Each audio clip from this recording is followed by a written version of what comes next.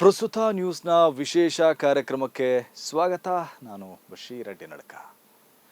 ಒಬ್ಬ ನಾಯಕ ಎಷ್ಟು ವರ್ಷ ಅಧಿಕಾರದಲ್ಲಿದ್ದ ಅನ್ನೋದು ಮುಖ್ಯವಾ, ಅಥವಾ ಅಷ್ಟು ವರ್ಷಗಳಲ್ಲಿ ದೇಶಕ್ಕೆ ಏನು ಕೊಡುಗೆ ಕೊಟ್ಟ ಅನ್ನೋದು ಮುಖ್ಯವಾ? ಆ ಬಗ್ಗೆ ಒಂದಷ್ಟು ಮಾತಾಡೋಕ್ಕಿದೆ. ಅದಕ್ಕೂ ಮುಂಚೆ ನೀವೇನು ನಮ್ಮ ಚಾನಲನ್ನು ಸಬ್ಸ್ಕ್ರೈಬ್ ಮಾಡಿಲ್ಲ ಅಂದರೆ ಈಗಲೇ ಸಬ್ಸ್ಕ್ರೈಬ್ ಮಾಡ್ಕೊಳ್ಳಿ. ಪಕ್ಕದಲ್ಲಿರುವ ಬೆಲ್ ಐಕಾನ್ ಅನ್ನು ಒತ್ತಿ ನಮ್ಮ ವಿಡಿಯೋಗಳನ್ನು ಶೇರ್ ಮಾಡಿ ನಮ್ಮನ್ನು ಬೆಂಬಲಿಸಿ. ಈಗ ವಿಷಯಕ್ಕೆ ಬರೋಣ. ವೀಕ್ಷಕರೇ, ಮೋದಿಯವರು ನಿರಂತರವಾಗಿ ಅಧಿಕಾರದಲ್ಲಿದ್ದ ಚುನಾಯಿತ ದೀರ್ಘಾವಧಿ ಪ್ರಧಾನಿ ಎಂಬ ದಾಖಲೆಯನ್ನು ಬರೆದಿದ್ದಾರೆ. ದೇಶದ ಮೊದಲ ಪ್ರಧಾನಿ ನೆಹರು ಅವರ ದಾಖಲೆಯನ್ನು ಮುರಿದಿದ್ದಾರೆ. ಭಾರತದ ರಾಜಕೀಯ ಇತಿಹಾಸದಲ್ಲಿ ಅನೇಕ ಮೈಲುಗಲ್ಲಿದ್ದು ಮೋದಿಯವರ ಈ ದಾಖಲೆ ಕೂಡ ಒಂದು ಮೈಲುಗಲ್ಲು. ಮೋದಿ ಬೆಂಬಲಿಗರು ಮತ್ತು ಬಿಜೆಪಿಯವರು ಇದನ್ನೊಂದು ಐತಿಹಾಸಿಕ ಸಾಧನೆ ಎಂಬಂತೆ ಸಂಭ್ರಮಿಸ್ತಾ ಇದ್ದಾರೆ. ಅವರಿಗೆ ಅನೇಕ ಬಿರುದುಗಳನ್ನು ನೀಡಿದ್ದಾರೆ. ನೆಹರು ಅವರಿಗಿಂತ ಮೋದಿಯೇ ಗ್ರೇಟ್ ಎಂಬಂತೆಯೂ ಪ್ರಚಾರ ಮಾಡ್ತಾ ಇದ್ದಾರೆ. ಇದೇ ನೋಡಿ ಮೋದಿ ಭಕ್ತರ ಸಮಸ್ಯೆ. ಕೇವಲ ಹೆಚ್ಚು ದಿನ ಅಧಿಕಾರದಲ್ಲಿದ್ದ ಕಾರಣಕ್ಕೆ ಮೋದಿ ಮತ್ತು ನೆಹರು ನಡುವೆ ಹೋಲಿಕೆ ಮಾಡ್ತಾ ನೆಹರುಗಿಂತ ಮೋದಿ ಗ್ರೇಟ್ ಎಂಬಂತೆ ಪ್ರಚಾರ ಮಾಡ್ತಾ ಇದ್ದಾರೆ. ಅದಕ್ಕೆ ನಾನು ಆರಂಭದಲ್ಲಿ ಹೇಳಿರೋದು, ಒಬ್ಬ ನಾಯಕ ಎಷ್ಟು ವರ್ಷ ಅಧಿಕಾರದಲ್ಲಿದ್ದ ಅನ್ನೋದು ಮುಖ್ಯವಾ, ಅಥವಾ ಅಷ್ಟು ವರ್ಷಗಳಲ್ಲಿ ದೇಶಕ್ಕೆ ಏನು ಕೊಟ್ಟ ಅನ್ನೋದು ಮುಖ್ಯವಾ ಅಂತ. ಇತಿಹಾಸದಲ್ಲಿ ಅನೇಕ ರಾಜರು, ಚಕ್ರವರ್ತಿಗಳು, ಆಡಳಿತಗಾರರು ದೀರ್ಘಕಾಲ ಅಧಿಕಾರದಲ್ಲಿದ್ದರು. ಆದರೆ ಎಲ್ಲರೂ ಮಹಾನ್ ಆಗಲಿಲ್ಲ. ಮಹಾನ್ ಅನ್ನೋದು ಅಧಿಕಾರದ ಅವಧಿಯಿಂದ ಬರೋದಿಲ್ಲ, ಅದು ಜನರ ಬದುಕಿನಲ್ಲಿ ಉಂಟು ಮಾಡಿದ ಬದಲಾವಣೆಯಿಂದ ಬರುತ್ತೆ. ಇದೇ ಕಾರಣಕ್ಕೆ ನಾವಿಂದು ಮೋದಿ ಸರ್ಕಾರದ 12 ವರ್ಷಗಳ ಆಡಳಿತವನ್ನ ಸಂಭ್ರಮದ ಕಣ್ಣಿನಿಂದ ನೋಡಬಾರದು, ವಿಮರ್ಶೆಯ ಕಣ್ಣಿನಿಂದ ನೋಡಬೇಕಾಗಿದೆ. ಯಾಕಂದ್ರೆ ಪ್ರಜಾಪ್ರಭುತ್ವದಲ್ಲಿ ನಾಯಕರು ಪೂಜೆಗೆ ಅರ್ಹರಲ್ಲ, ಅವರು ಪರಿಶೀಲನೆಗೆ ಒಳಗಾಗಬೇಕು. ನೆಹರು ಅವರು ಪರಿಶೀಲನೆಗೆ ಒಳಗಾಗಬೇಕು, ಮೋದಿಯವರು ಒಳಗಾಗಬೇಕು. ಇವರಿಬ್ಬರ ಆಡಳಿತವನ್ನ ಪರಿಶೀಲನೆ ಮಾಡಿದಾಗ ನಮಗೆ ನೈಜತೆ ಗೊತ್ತಾಗತ್ತೆ, ಸತ್ಯದ ಅರಿವಾಗತ್ತೆ. ಆ ಸತ್ಯ ಏನಂದ್ರೆ ನೆಹರು ಶ್ರೇಷ್ಠ ಪ್ರಧಾನಿಯಾಗಿದ್ರು, ಮೋದಿಯವರು ಕೆಟ್ಟ ಪ್ರಧಾನಿಯಾಗಿದ್ದಾರೆ. ನೆಹರು ಈ ದೇಶಕ್ಕೆ ಕೊಟ್ಟ ಕೊಡುಗೆ ನೋಡಿ, ಝೀರೋದಿಂದ ದೇಶವನ್ನ ಕಟ್ಟಿದ್ರು. ಪ್ರಜಾಪ್ರಭುತ್ವದ ಅಡಿಪಾಯ ಹಾಕಿಕೊಟ್ಟವರು ನೆಹರು. ಸಾರ್ವಜನಿಕ ಸಂಸ್ಥೆಗಳನ್ನು ಕಟ್ಟಿದ್ದು, ಸಾಂವಿಧಾನಿಕ ಸಂಸ್ಥೆಗಳನ್ನು ರಚಿಸಿದ್ದು, ಹಸಿರು ಕ್ರಾಂತಿ ಆರಂಭಿಸಿದ್ದು, ಪಂಚವಾರ್ಷಿಕ ಯೋಜನೆಗಳನ್ನು ರೂಪಿಸಿದ್ದು, ವೈಜ್ಞಾನಿಕ ಮನೋಭಾವನೆ ಬೆಳೆಸಿದ್ದು ನೆಹರು ಸಾಧನೆ.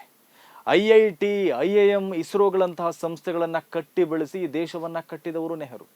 ವಿಜ್ಞಾನ ಮತ್ತು ಉನ್ನತ ಶಿಕ್ಷಣಕ್ಕೆ ಒತ್ತು ಕೊಟ್ಟವರು ನೆಹರು. ಕೃಷಿ ಮತ್ತು ನೀರಾವರಿಗೂ ಪ್ರಾಧಾನ್ಯತೆ ನೀಡಿದರು. ಹಲವು ಡ್ಯಾಮ್ಗಳನ್ನು ಕಟ್ಟಿದರು. ಇನ್ನು ನೆಹರು ಅವರ ಜಾಗತಿಕ ರಾಜತಾಂತ್ರಿಕತೆ ಮತ್ತು ವಿದೇಶಾಂಗ ನೀತಿಗಳು ಇಂದಿಗೂ ಮಾದರಿ.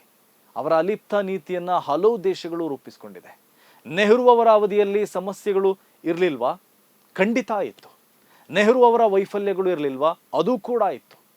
ಆದರೆ ನೆಹರು ಅವರ ಒಟ್ಟು ಆಡಳಿತ ಹೇಗಿತ್ತು ಅನ್ನೋದನ್ನು ನೋಡುವಾಗ ಅವರೊಬ್ಬ ಶ್ರೇಷ್ಠ ಆಡಳಿತಗಾರನಾಗಿ, ಶ್ರೇಷ್ಠ ಸಂಸದೀಯ ಪಟುವಾಗಿ, ಶ್ರೇಷ್ಠ ರಾಜನೀತಿಜ್ಞನಾಗಿ ಕಂಗೊಳಿಸ್ತಾರೆ.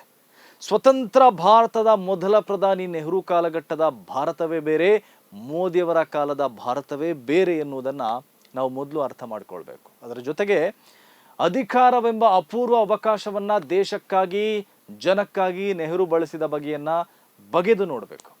ಆಗ ನಿಜವಾದ ನಾಯಕ ಯಾರು ಎನ್ನುವುದು ತಿಳಿಯುತ್ತೆ. ನೀವು ಮೋದಿಯವರ ಆಡಳಿತಾವಧಿಯನ್ನು ನೋಡಿ, ಹೈಲುದರಿಯ ಪಿಟೀಲುಗಳಷ್ಟೇ ಅಲ್ಲಿ ಕಂಡು ಬರೋದು.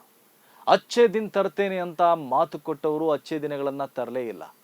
ಒಳ್ಳೆಯ ದಿನಗಳನ್ನು ತರ್ತೇನೆ ಅಂತ ಭರವಸೆ ಕೊಟ್ಟು ಅಧಿಕಾರಕ್ಕೆ ಬಂದ ಮೇಲೆ ಮೋದಿಯವರು ಈಗ ಹೇಳ್ತಾ ಇದ್ದಾರೆ, ನಾವು ಕೆಟ್ಟ ದಿನದಲ್ಲಿದ್ದೇವೆ ಅಂತ. ಈಗ ಇರೋದು ಕೆಟ್ಟ ದಿನಗಳು ಅಂತ ಮೋದಿಯವರೇ ಇತ್ತೀಚೆಗೆ ಒಪ್ಕೊಂಡ್ಬಿಟ್ಟಿದ್ದಾರೆ. ಈ ಕೆಟ್ಟ ದಿನಗಳಲ್ಲಿ ಮಿತವ್ಯಯ ಮಾಡಿ ಅಂತಾನು ಕರೆ ಕೊಟ್ಟಿದ್ದಾರೆ. ಹೆಚ್ಚು ಪೆಟ್ರೋಲ್ ಬಳಸಬೇಡಿ, ಕಾರುಗಳಲ್ಲಿ ಓಡಾಡಬೇಡಿ, ಚಿನ್ನ ಖರೀದಿಸಬೇಡಿ, ಹೆಚ್ಚು ತಿನ್ನಬೇಡಿ ಅಂತ ಪಾಠ ಮಾಡಿದ್ದಾರೆ. ಅದರ ಜೊತೆ ಮೋದಿಯವರ ವಿಫಲತೆಗಳ ರಾಶಿಯೇ ದೊಡ್ಡದಿದೆ.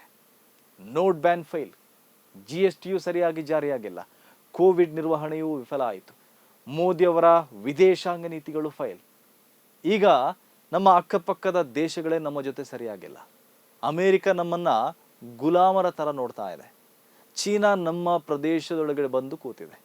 ಇನ್ನು ಮೋದಿ ಸರ್ಕಾರ ಯೋಜನೆಗಳ ಹೆಸರನ್ನ ಬದಲಾವಣೆ ಮಾಡಿ ಪ್ರಚಾರ ಮಾಡಿದ್ರೆ ಹೊರತು ದೇಶಕ್ಕೆ ಪೂರಕವಾದ ಯಾವುದೇ ಹೊಸ ಯೋಜನೆಯನ್ನ ರೂಪಿಸಲಿಲ್ಲ.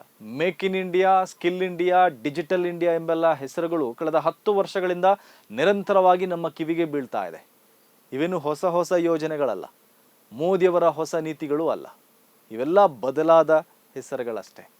ಇಂಡಿಯಾ ಅಲ್ಲ ಭಾರತ ಅಂತ ಹೇಳೋದು ಇವರೇ. ಭಾರತೀಯ ಹೆಸರುಗಳಿದ್ದ ಯೋಜನೆಗಳಿಗೆಲ್ಲ ಇಂಡಿಯಾ ಹೆಸರಿನಲ್ಲಿ ಮರುನಾಮಕರಣ ಮಾಡೋದು ಇವರೇ. ಇನ್ನು ಮೋದಿ ಸಾರ್ವಜನಿಕ ಸಂಸ್ಥೆಗಳನ್ನ ಮಾರಿದ್ರೆ ಹೊರತು ಒಂದೇ ಒಂದು ಸಂಸ್ಥೆಯನ್ನ ಇದುವರೆಗೂ ಕಟ್ಟಲಿಲ್ಲ. ಮೋದಿ ಅವಧಿಯಲ್ಲಿ ಸಣ್ಣ ಕೈಗಾರಿಕೆಗಳು ಪತನಗೊಂಡು ಬೃಹತ್ ಬಂಡವಾಳಶಾಹಿಗಳು ತಮ್ಮ ಸಂಪತ್ತನ್ನ ಹೆಚ್ಚಿಸಿದರು. ಮೋದಿ ಭಾರತದಲ್ಲಿ ಕೋಮುವಾದ ಹೆಚ್ಚಾಯಿತು, ಧರ್ಮದ್ವೇಷಗಳು ಹೆಚ್ಚಾಯಿತು, ಭಾರತದ ಆತ್ಮವಾದ ಜಾತ್ಯತೀತತೆಗೆ ಹಾನಿಯಾಯಿತು, ಪ್ರಜಾಪ್ರಭುತ್ವ ಸಡಿಲವಾಯಿತು, ಸಾಂವಿಧಾನಿಕ ಸಂಸ್ಥೆಗಳು ವೀಕ್ ಆಯಿತು, ತನಿಖಾ ಸಂಸ್ಥೆಗಳು ರಾಜಕೀಯ ಅಸ್ತ್ರ ಆಯಿತು. ಸಂವಿಧಾನಿಕ ಸಂಸ್ಥೆಗಳನ್ನ ಕತ್ತು ಹಿಸುಕುವ ಕೆಲಸವನ್ನ ಮೋದಿ ಸರ್ಕಾರ ಮಾಡ್ತಾನೆ ಬಂದಿದೆ. ಭಾರತ ಈಗ ಒಂದು ರೀತಿಯಲ್ಲಿ ಅಘೋಷಿತ ತುರ್ತು ಪರಿಸ್ಥಿತಿಯಲ್ಲಿದೆ. ಮಾಧ್ಯಮಗಳು ಸರ್ಕಾರದ ನಿಯಂತ್ರಣದಲ್ಲಿದೆ. ಸಾಂವಿಧಾನಿಕ ಸಂಸ್ಥೆಗಳು ಕೂಡ ಪ್ರಭುತ್ವದ ಅಡಿಯಾಳಾಗಿದೆ. ವಿಪಕ್ಷಗಳನ್ನ ಒಡೆಯಲಾಗ್ತಾ ಇದೆ. ಪ್ರಭುತ್ವದ ವಿರುದ್ಧ ತಲೆಬಾಗದವರನ್ನ ಜೈಲಿಗೆ ಅಟ್ಟಲಾಗ್ತಾ ಇದೆ. ನೀವು 2014ರ ಚುನಾವಣೆಯನ್ನು ಒಮ್ಮೆ ನೆನಪಿಸ್ಕೊಳ್ಳಿ. ಅದು ಕೇವಲ ಸರ್ಕಾರ ಬದಲಾವಣೆಯ ಚುನಾವಣೆಯಾಗಿರಲಿಲ್ಲ, ಅದು ಭರವಸೆಗಳ ಮಹಾಸಾಗರ ಆಗಿತ್ತು. ಅಚ್ಚೇ ದಿನ ಬರುತ್ತೆ ಅಂದ್ರು, ಭ್ರಷ್ಟಾಚಾರವನ್ನ ನಿರ್ಮೂಲನೆ ಮಾಡ್ತೇವೆ ಅಂದ್ರು, ವಿದೇಶದಲ್ಲಿರುವ ಕಪ್ಪು ಹಣವನ್ನ ವಾಪಸ್ ತರ್ತೇವೆ ಅಂದ್ರು, ಪ್ರತಿ ವರ್ಷ 2 ಕೋಟಿ ಉದ್ಯೋಗ ಸೃಷ್ಟಿಸ್ತೇವೆ ಅಂದ್ರು, ರೈತರ ಆದಾಯವನ್ನ ದ್ವಿಗುಣಗೊಳಿಸ್ತೇವೆ ಅಂದ್ರು, ಕನಿಷ್ಠ ಸರ್ಕಾರ ಗರಿಷ್ಠ ಆಡಳಿತ ಅಂತ ಹೊಸ ತತ್ವವನ್ನ ಮುಂದಿಟ್ರು. ಅದನ್ನ ದೇಶದ ಜನರು ನಂಬಿದ್ರು, ಮೋದಿ ಮೇಲೆ ವಿಶ್ವಾಸ ಇಟ್ಟರು, ಅಭೂತಪೂರ್ವ ಬಹುಮತವನ್ನ ಕೊಟ್ಟರು. ಆದರೆ ಇಂದು ಏನಾಗಿದೆ? 12 ವರ್ಷಗಳ ನಂತರ ಆ ಭರವಸೆಗಳ ಸ್ಥಿತಿ ಏನಾಗಿದೆ? ಒಂದೇ ಒಂದು ಭರವಸೆಯೂ ಈಡೇರಿಲ್ಲ. ಇದೇ ಮೋದಿ ಆಡಳಿತ. ಇಂದು ದೇಶದಲ್ಲಿ ನಿರುದ್ಯೋಗ ತಾಂಡವವಾಡ್ತಾ ಇದೆ. ಅದರಿಂದ ದೇಶದ ಶಕ್ತಿಯಾದ ಯುವಕರ ಭವಿಷ್ಯವೇ ಸುರಕ್ಷಿತ ಆಗಿಲ್ಲ. ಇಂಜಿನಿಯರ್ ಓದಿದವರು ಕ್ಲರ್ಕ್ ಹುದ್ದೆಗೆ ಅರ್ಜಿ ಹಾಕುವ ಪರಿಸ್ಥಿತಿ ಈಗ ನಮ್ಮ ದೇಶದಲ್ಲಿದೆ. ಪದವೀಧರರು ಪಿಯೋನ್ ಹುದ್ದೆಗೆ ಅರ್ಜಿ ಹಾಕ್ತಾ ಇದ್ದಾರೆ. ಹೀಗಿರುವಾಗಲೇ ಮೋದಿ ಸರ್ಕಾರದ ಅಡಿಯಲ್ಲಿ ಪರೀಕ್ಷೆಗಳ ಅಕ್ರಮ ನಡೀತಾ ಇದೆ. ನೀಟ್ ಎಕ್ಸಾಮ್, UG ಎಕ್ಸಾಮ್, ಸ್ಪರ್ಧಾತ್ಮಕ ಪರೀಕ್ಷೆ ಪೇಪರ್ಗಳು ಲೀಕ್ ಆಗ್ತಾ ಇದೆ. ಉದ್ಯೋಗ ಸೃಷ್ಟಿಯ ಭರವಸೆ ನೀಡಿದ ಮೋದಿ ಸರ್ಕಾರದ ಅವಧಿಯಲ್ಲಿ ಉದ್ಯೋಗದ ಕೊರತೆ ಹೆಚ್ಚಾಗ್ತಾನೆ ಇವೆ. ವರ್ಷಕ್ಕೆ 2 ಕೋಟಿ ಉದ್ಯೋಗ ಎಲ್ಲಿಗೆ ಹೋಯ್ತೋ ಗೊತ್ತಿಲ್ಲ. ಈಗ ಕೋಟಿ ಉದ್ಯೋಗ ಕೊಡೋದು ಬಿಡಿ, ಇರುವ ಉದ್ಯೋಗವನ್ನ ಕಳೆದುಕೊಳ್ಳದಂತೆ ನೋಡ್ಕೊಳ್ಬೇಕಾದ ಪರಿಸ್ಥಿತಿ ಇದೆ. ಎಲ್ಲ ಕಡೆಯೂ ಉದ್ಯೋಗ ಕಡಿತ ಆಗ್ತಾ ಇದೆ. ಅದಕ್ಕೆ ತಂತ್ರಜ್ಞಾನ ಬೆಳೆದಿರೋದು ಕೂಡ ಒಂದು ಕಾರಣ. AI ಜಗತ್ತು ಉದ್ಯೋಗಿಗಳನ್ನ ಕಬಳಿಸ್ತಾನೂ ಇದೆ. ಆದರೆ ಮೋದಿ ಸರ್ಕಾರ AI ಕಡೆಗೆ ಹೆಚ್ಚು ಫೋಕಸ್ ಆದಂತಿಲ್ಲ. ಅಮೆರಿಕ, ಚೀನಾ ಎಲ್ಲ AI ಜಗತ್ತಿನಲ್ಲಿ ಉತ್ತುಂಗದಲ್ಲಿದೆ. ಮೋದಿ ಸರ್ಕಾರ ಹೆಸರಿಗಷ್ಟೇ AI ಸಮ್ಮಿಟ್ ಮಾಡಿ ಅಲ್ಲಿ ವಿದೇಶದ ರೋಬೋಟ್ ನಾಯಿಯನ್ನ ಪ್ರದರ್ಶನ ಮಾಡಿ ಮುಜುಗರಕ್ಕೀಡಾಯಿತು. ಈ ಮೋದಿ ಸರ್ಕಾರದ ಬ್ಲಂಡರ್ಗಳು ಒಂದೆರಡಲ್ಲ. 2014ರಲ್ಲಿ ನೋಟ್ ಬ್ಯಾನ್ ನೋಡಿ, ಅದು ಕಪ್ಪು ಹಣದ ವಿರುದ್ಧದ ಯುದ್ಧ ಅಂತ ಹೇಳಲಾಯಿತು. ಭ್ರಷ್ಟಾಚಾರದ ವಿರುದ್ಧದ ಕ್ರಾಂತಿ ಅಂತ ಪ್ರಚಾರ ಮಾಡಲಾಯಿತು. ಭಯೋತ್ಪಾದನೆಯ ವಿರುದ್ಧ ವಾರ್ ಅಂತಲೂ ನಂಬಿಸಲಾಯಿತು. ಆದರೆ ಜನರು ಬ್ಯಾಂಕ್ ಮುಂದೆ ಸಾಲುಗಟ್ಟಿ ನಿಂತು ಜೀವ ಬಿಟ್ಟರೆ ಹೊರತು ಅದರಿಂದ ದೇಶಕ್ಕೆ ನಯಾ ಪೈಸೆಯೂ ಲಾಭ ಆಗಿಲ್ಲ. ನೋಟ್ ಬ್ಯಾನ್ನಿಂದ ಈ ದೇಶ ನಷ್ಟ ಅನುಭವಿಸಿದೆ ಹೊರತು ಯಾವ ಪ್ರಯೋಜನವೂ ಆಗಿಲ್ಲ. ಕಪ್ಪು ಹಣ ನಾಶ ಆಗಿಲ್ಲ, ಭ್ರಷ್ಟಾಚಾರ ಕೊನೆಯಾಗಿಲ್ಲ, ಭಯೋತ್ಪಾದನೆ ನಿಂತಿಲ್ಲ. ಮತ್ತ್ಯಾಕೆ ನೋಟ್ ಬ್ಯಾನ್ ಮಾಡಲಾಯಿತು ಅಂತ ಪ್ರಶ್ನೆ ಮಾಡಿದರೆ ಮೋದಿ ಸರ್ಕಾರದ ಬಳಿ ಉತ್ತರ ಇಲ್ಲ. ಕೇವಲ 50 ದಿನಗಳ ಸಮಯ ಕೊಡಿ, ಬಳಿಕ ನನ್ನನ್ನ ನೇಣಿಗೆ ಬೇಕಾದರೂ ಏರಿಸಿ ಅಂತ ದೇಶಕ್ಕೆ ಹೇಳಿದವರು ನೇಣಿಗೆ ಕೊರಳೊಡ್ಡಿಲ್ಲ. ಅವರು ಈಗಲೂ ಪ್ರಧಾನಿಯಾಗಿ ದೇಶ ವಿದೇಶ ಸುತ್ತುತ್ತಾ ಇದ್ದಾರೆ. ಲಕ್ಷಗಟ್ಟಲೆಯ ಡ್ರೆಸ್ ಹಾಕಿ ಕೋಟಿಗಟ್ಟಲೆಯ ಕಾರಿನಲ್ಲಿ ಓಡಾಡ್ತಾ ಇದ್ದಾರೆ. ಅವರ ಓಡಾಟಕ್ಕೆ 8 ಕೋಟಿ ರೂಪಾಯಿಯ 16 ಕಾರುಗಳಿವೆ. ಅವರ ಹಾರಾಟಕ್ಕೆ 8,000 ಕೋಟಿಯ ವಿಮಾನ ಇದೆ. ಅದರಲ್ಲಿ ಓಡಾಡ್ತಾ ಅವರು ಹೇಳ್ತಾ ಇದ್ದಾರೆ ಮಿತವ್ಯಯ ಮಾಡಿ ಅಂತ. ಇನ್ನು ರೈತರ ವಿಷಯಕ್ಕೆ ಬಂದರೆ ಅನ್ನದಾತರಿಗೆ ನೀಡಿದ ಭರವಸೆಗಳು ಈಡೇರಿಲ್ಲ. ರಸಗೊಬ್ಬರದ ಬೆಲೆ ಏರಿಕೆಯಾಗಿದೆ, ಬೀಜದ ವೆಚ್ಚ ಹೆಚ್ಚಾಗಿದೆ, ಕೃಷಿ ಉಪಕರಣಗಳ ಖರ್ಚು ಹೆಚ್ಚಾಗಿದೆ. ಇವೆಲ್ಲವೂ ರೈತರ ಮೇಲೆ ಒತ್ತಡ ಹೆಚ್ಚಿಸುತ್ತಲೇ ಬಂದಿವೆ. ಇದರ ಮಧ್ಯೆ 3 ಕೃಷಿ ಕಾಯ್ದೆಗಳನ್ನು ಜಾರಿಗೆ ತಂದರು. ರೈತರು ರಸ್ತೆಗಳಿದು ಮಾಡುವಿಲ್ಲವೇ ಮಡಿ ಹೋರಾಟ ಮಾಡಿದಕ್ಕೆ ಕಾಯ್ದೆಯನ್ನು ಹಿಂಪಡೆದರು. ಇಲ್ಲಾಂದ್ರೆ ರೈತರ ಭೂಮಿಯೆಲ್ಲ ನಿಧಾನವಾಗಿ ಬಂಡವಾಳಶಾಹಿಗಳ ಪಾಲಾಗ್ತಾ ಇತ್ತು. ಇನ್ನು ಬೆಲೆ ಏರಿಕೆ ಭಾರತೀಯರ ನಿತ್ಯದ ಜೀವನವನ್ನ ಹೈರಾಣಾಗಿಸಿದೆ. ಗ್ಯಾಸ್, ಪೆಟ್ರೋಲ್, ಡೀಸೆಲ್ ಬೆಲೆ ಗಗನಕ್ಕೇರಿದೆ. ಅಗತ್ಯ ವಸ್ತುಗಳ ಬೆಲೆ ಏರಿಕೆಯಾಗಿದೆ. ಶಿಕ್ಷಣ ದುಬಾರಿಯಾಗಿದೆ. ಆರೋಗ್ಯ ಸೇವೆಗಳ ವೆಚ್ಚ ಹೆಚ್ಚಾಗಿದೆ. ಮಧ್ಯಮ ವರ್ಗ ಮತ್ತು ಬಡ ಜನರ ಜೀವನ ನಿರ್ವಹಣೆ ಕಷ್ಟಕರ ಆಗಿದೆ. ಮೋದಿ ಸರ್ಕಾರದಲ್ಲಿ ಗೋಧಿ ಮೀಡಿಯಾ ಮತ್ತು ಬೆಂಬಲಿಗರು ಆರ್ಥಿಕತೆಯ ಹೆಚ್ಚಳದ ಅಂಕಿ ಸಂಖ್ಯೆಗಳನ್ನು ಕೊಡ್ತಾ ಇದ್ದಾರೆ. ಒಂದು ಕಡೆ ದೇಶದ ಆರ್ಥಿಕತೆ ಬೆಳವಣಿಗೆಯ ಅಂಕಿಅಂಶಗಳು ಪ್ರಕಟವಾಗ್ತಾ ಇದೆ. ಮತ್ತೊಂದು ಕಡೆ ಸಾಮಾನ್ಯ ಕುಟುಂಬಗಳು ತಿಂಗಳ ಕೊನೆಯಲ್ಲಿ ಖರ್ಚು ಹೊಂದಿಸಲು ಪರದಾಡ್ತಾ ಇದೆ. ಈ ಅಂತರವನ್ನ ಯಾರು ಹೇಳಲ್ಲ. ಅಂಬಾನಿ, ಅದಾನಿ, ಟಾಟಾ, ಬಿರ್ಲಾಗಳ ಸಂಪತ್ತುಗಳನ್ನೆಲ್ಲ ತಲಾ ಆದಾಯಕ್ಕೆ ಸೇರಿಸಿ ತಲಾ ಆದಾಯ ಹೆಚ್ಚಾಗಿದ್ದನ್ನ ಇಲ್ಲಿ ತೋರಿಸಲಾಗ್ತಾ ಇದೆಯೇ ವಿನಃ ಶ್ರೀಮಂತರು ಮತ್ತಷ್ಟು ಶ್ರೀಮಂತರಾಗ್ತಾ ಇರೋದನ್ನ, ಬಡವರು ಮತ್ತಷ್ಟು ಬಡವರಾಗ್ತಾ ಇರೋದನ್ನ ತೋರಿಸಲಾಗ್ತಾ ಇಲ್ಲ. ಇಲ್ಲಿ ಸ್ಲಂಗಳಿಗೆ ಗೋಡೆ ಕಟ್ಟಿ ಬಡವರ ಭಾರತಕ್ಕೆ ಪರದೆ ಕಟ್ಟಿ ಸಿರಿವಂತರ ಉತ್ಸವಗಳನ್ನು ನಡೆಸಲಾಗ್ತಾ ಇದೆ. ಇನ್ನು ಮೋದಿ ಆಡಳಿತದಲ್ಲಿ ಅಧಿಕಾರ ವಿಕೇಂದ್ರೀಕರಣ ಮರೆಯಾಗಿ ಅಧಿಕಾರದ ಕೇಂದ್ರೀಕರಣ ಸೃಷ್ಟಿಯಾಗಿದೆ. ಪ್ರಜಾಪ್ರಭುತ್ವದಲ್ಲಿ ಸಂಪುಟ ಸರ್ಕಾರ ಇರುತ್ತೆ, ಮಂತ್ರಿಗಳಿರ್ತಾರೆ, ಸಂಸ್ಥೆಗಳಿರುತ್ತೆ. ಆದರೆ ಕಳೆದ 12 ವರ್ಷಗಳಲ್ಲಿ ಸರ್ಕಾರದ ಪ್ರತಿಯೊಂದು ಸಾಧನೆಯು ಒಬ್ಬ ವ್ಯಕ್ತಿಯ ಸುತ್ತ ಕೇಂದ್ರೀಕೃತವಾಗ್ತಾ ಇದೆ. ರಸ್ತೆ ನಿರ್ಮಾಣವಾದರೂ ಪ್ರಧಾನಿ, ರೈಲು ಓಡಿದ್ರು ಪ್ರಧಾನಿ, ಲಸಿಕೆ ಬಂದರೂ ಪ್ರಧಾನಿ, ಯೋಜನೆ ಘೋಷಣೆಯಾದರೂ ಪ್ರಧಾನಿ, ಎಲ್ಲದರಲ್ಲೂ ಒಬ್ರೆ. ಬರೀ PR ಸ್ಟಂಟ್ಗಳು. ಇದು ಬಲಿಷ್ಠ ನಾಯಕತ್ವವ ಅಥವಾ ವ್ಯಕ್ತಿ ಪೂಜೆಯ ರಾಜಕಾರಣವ? ಈ ಪ್ರಶ್ನೆಯನ್ನ ಪ್ರಜಾಪ್ರಭುತ್ವದ ದೃಷ್ಟಿಯಿಂದ ಕೇಳಲೇಬೇಕು. ಪ್ರಜಾಪ್ರಭುತ್ವ ಅಂದ್ರೆ ಕೇವಲ ಕೇಂದ್ರ ಸರ್ಕಾರ ಮತ್ತು ಪ್ರಧಾನಿ ಮಾತ್ರವ? ಪ್ರಜಾಪ್ರಭುತ್ವದ ನಿಜವಾದ ಬಲ ಸರ್ಕಾರ ಅಲ್ಲ, ಅದು ಸಂಸ್ಥೆಗಳಲ್ಲಿ ಇರುತ್ತೆ.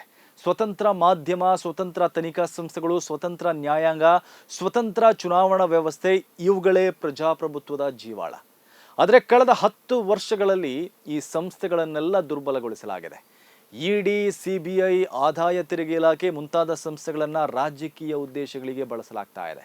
ಇದು ಪ್ರಜಾಪ್ರಭುತ್ವಕ್ಕೆ ಅಪಾಯದ ಗಂಟೆಯಾಗಿದೆ. ಪ್ರಜಾಪ್ರಭುತ್ವದಲ್ಲಿ ಸಂಸ್ಥೆಗಳ ಮೇಲಿನ ನಂಬಿಕೆ ಕುಸಿದರೆ ವ್ಯವಸ್ಥೆಯ ಮೇಲಿನ ನಂಬಿಕೆಯು ಕುಸಿಯುತ್ತೆ. ಇನ್ನು ಮೋದಿ ಯುಗದಲ್ಲಿ ಮಾಧ್ಯಮಗಳ ಪಾತ್ರವು ಪ್ರಶ್ನೆಗೆ ಒಳಗಾಗಿದೆ. ಒಂದು ಕಾಲದಲ್ಲಿ ಸರ್ಕಾರವನ್ನ ಪ್ರಶ್ನಿಸುವುದೇ ಪತ್ರಿಕೋದ್ಯಮದ ಧರ್ಮವಾಗಿತ್ತು. ಇಂದು ಹೆಚ್ಚಿನ ಮಾಧ್ಯಮಗಳು ಸರ್ಕಾರದ ಪ್ರಚಾರ ಯಂತ್ರಗಳಂತೆ ಕಾರ್ಯನಿರ್ವಹಿಸ್ತಾ ಇದೆ.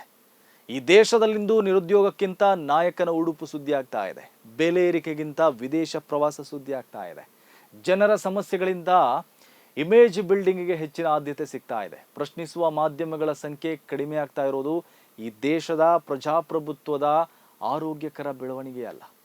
ಇನ್ನು ಮೋದಿ ಸರ್ಕಾರದ 12 ವರ್ಷಗಳಲ್ಲಿ ದೇಶದ ರಾಜಕೀಯ ಸಂಸ್ಕೃತಿ ಹೇಗೆ ಬದಲಾಗಿದೆ ನೋಡಿ. ಭಿನ್ನಾಭಿಪ್ರಾಯ ಹೊಂದಿರುವವರನ್ನ ದೇಶದ್ರೋಹಿ ಅಂತ ಕರೆಯಲಾಗ್ತಾ ಇದೆ. ವಿಮರ್ಶಕರನ್ನ ರಾಷ್ಟ್ರ ವಿರೋಧಿ ಅಂತ ಬಿಂಬಿಸಲಾಗ್ತಾ ಇದೆ. ಪ್ರಶ್ನಿಸುವವರ ದೇಶಭಕ್ತಿಯನ್ನೇ ಅನುಮಾನಿಸಲಾಗ್ತಾ ಇದೆ. ಖಂಡಿತವಾಗಿಯೂ ಇದು ಪ್ರಜಾಪ್ರಭುತ್ವದ ಲಕ್ಷಣ ಅಲ್ಲ. ಪ್ರಜಾಪ್ರಭುತ್ವದಲ್ಲಿ ಸರ್ಕಾರವನ್ನ ಟೀಕಿಸುವ ಹಕ್ಕು ಜನರಿಗೆ ಇದೆ. ಸರ್ಕಾರವನ್ನ ಪ್ರಶ್ನಿಸುವುದು ದೇಶದ್ರೋಹ ಅಲ್ಲ, ಅದು ಪ್ರಜಾಪ್ರಭುತ್ವದ ಆತ್ಮ. ಮೋದಿ ಸರ್ಕಾರದ 12 ವರ್ಷಗಳನ್ನು ನೋಡಿದಾಗ 2 ಚಿತ್ರಗಳು ಕಾಣಿಸುತ್ತೆ. ಒಂದು ಚಿತ್ರದಲ್ಲಿ ಭವ್ಯ ಕಾರ್ಯಕ್ರಮಗಳಿವೆ, ದೊಡ್ಡ ದೊಡ್ಡ ಘೋಷಣೆಗಳಿವೆ, ಜಾಗತಿಕ ವೇದಿಕೆಗಳಿವೆ, ಪ್ರಚಾರದ ಹೊಳಪಿದೆ. ಇನ್ನೊಂದು ಚಿತ್ರದಲ್ಲಿ ನಿರುದ್ಯೋಗದ ನೋವಿದೆ, ಬೆಲೆ ಏರಿಕೆಯ ಭಾರವಿದೆ, ರೈತರ ಅಸಮಾಧಾನವಿದೆ, ಪ್ರಜಾಪ್ರಭುತ್ವದ ಸಂಸ್ಥೆಗಳ ಕುರಿತು ಪ್ರಶ್ನೆಗಳಿವೆ. ಇವೆರಡರ ನಡುವೆ ನಿಜವಾದ ಭಾರತ ಎಲ್ಲಿದೆ ಎಂಬುದನ್ನು ನಿರ್ಧರಿಸಬೇಕಾಗಿರೋದು ದೇಶದ ಜನರು. ಮೋದಿ ಚುನಾವಣೆಯನ್ನ ಗೆಲ್ಬಹುದು, ಅಧಿಕಾರದಲ್ಲಿ ಮುಂದುವರಿಬಹುದು, ಹೊಸ ದಾಖಲೆಗಳನ್ನು ನಿರ್ಮಿಸಬಹುದು. ಆದರೆ ಇತಿಹಾಸದಲ್ಲಿ ಸ್ಥಾನ ಪಡೆಯುವುದು ಕೇವಲ ಗೆಲುವಿನಿಂದ ಅಲ್ಲ, ಜನರ ಬದುಕು ಸುಧಾರಿಸಿದಾಗ ಮಾತ್ರ. ನಾಯಕನ ಮಹತ್ವವನ್ನ ಪ್ರಚಾರ ನಿರ್ಧರಿಸುವುದಲ್ಲ, ಜನರ ಅನುಭವ ನಿರ್ಧರಿಸುತ್ತೆ. ದಾಖಲೆಗಳನ್ನ ಸಂಖ್ಯೆ ನಿರ್ಧರಿಸುವುದಿಲ್ಲ, ದೇಶದ ಮೇಲೆ ಬೀರಿದ ಪರಿಣಾಮ ನಿರ್ಧರಿಸುತ್ತೆ. ಮೋದಿಯವರು ದೀರ್ಘಾವಧಿಯ ಅಧಿಕಾರದಲ್ಲಿ ಭಾರತ ಹೆಚ್ಚು ಸಮಾನತೆಯ ದೇಶವಾಗಿದೆಯಾ, ಹೆಚ್ಚು ಉದ್ಯೋಗ ಸೃಷ್ಟಿಯಾಗಿದೆಯಾ, ಹೆಚ್ಚು ಪ್ರಜಾಪ್ರಭುತ್ವವಾಗಿದೆಯಾ, ಹೆಚ್ಚು ನ್ಯಾಯಸಮ್ಮತವಾಗಿದೆಯಾ ಅನ್ನೋ ಪ್ರಶ್ನೆಗಳಿಗೆ ಉತ್ತರ ಸಿಗುವವರೆಗೂ ಸಂಭ್ರಮಕ್ಕಿಂತ ವಿಮರ್ಶೆ ಹೆಚ್ಚು ಅಗತ್ಯ. ಪ್ರಜಾಪ್ರಭುತ್ವದಲ್ಲಿ ನಾಯಕರು ಪ್ರಶ್ನೆಗಳಿಂದಲೇ ದೊಡ್ಡವರಾಗ್ತಾರೆ, ಭಜನೆಗಳಿಂದ ಅಲ್ಲ. ಮೋದಿ ಭಕ್ತರು ಮತ್ತು ಗೋಧಿ ಮೀಡಿಯಾ ಇದನ್ನ ಅರ್ಥ ಮಾಡಿಕೊಳ್ಬೇಕು. ಇದು ಇವತ್ತಿನ ಪ್ರಸ್ತುತ ನ್ಯೂಸ್ ವಿಶೇಷ. ಸುದ್ದಿಗಳ ವಸ್ತುನಿಷ್ಠ ವಿಶ್ಲೇಷಣೆಗಾಗಿ ನೋಡ್ತಾ ಇರಿ ಪ್ರಸ್ತುತ ನ್ಯೂಸ್.